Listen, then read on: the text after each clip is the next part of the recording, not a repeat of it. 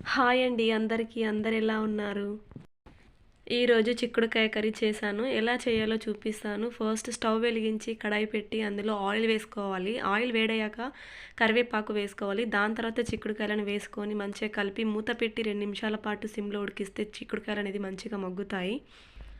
ఇలా ఆయిల్‌లో మగ్గిన చిక్కుడుకాయలలో కట్ చేసి పెట్టుకున్న టమాటా ముక్కలను కూడా వేసుకోవాలి. అండ్ అలాగే దంచుకున్న పచ్చిమిర్చి పేస్ట్ కూడా వేసుకోవాలి. పచ్చిమిర్చి దంచేటప్పుడు కొంచెం సాల్ట్ వేసి దంచుకోవాలి.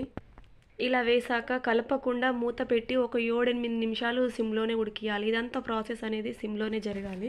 తర్వాత మూత తీసి అంతా కలిపే విధంగా మళ్ళీ కలుపుకోవాలి. అలా కలుపుకున్నాక అందులో పసుపు అండ్ ధనియాల పొడి, మీకు సరిపడా సాల్ట్ వేసుకొని మంచిగా కలుపుకోవాలి. ఇలా కలుపుకున్న దాంట్లో వాటర్ పోయకుండా అలా మూత పెట్టి మళ్ళీ 2 నిమిషాలు సిమ్‌లోనే ఉంచండి.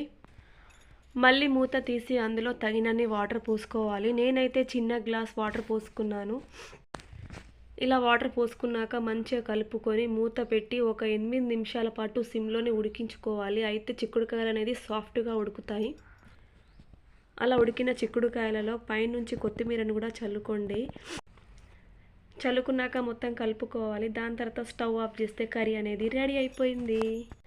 ఈ చిక్కుడుకాయ కర్రీ అన్నంతో కానీ చపాతీతో కానీ అండ్ మెయిన్ ఏంది అంటే జొన్న రొట్టెతో ట్రై చేయండి. టేస్ట్ అనేది సూపర్గా వస్తుంది. నేను ఈరోజు జొన్న రొట్టె చేశాను అండ్ మీరు కూడా ట్రై చేయండి.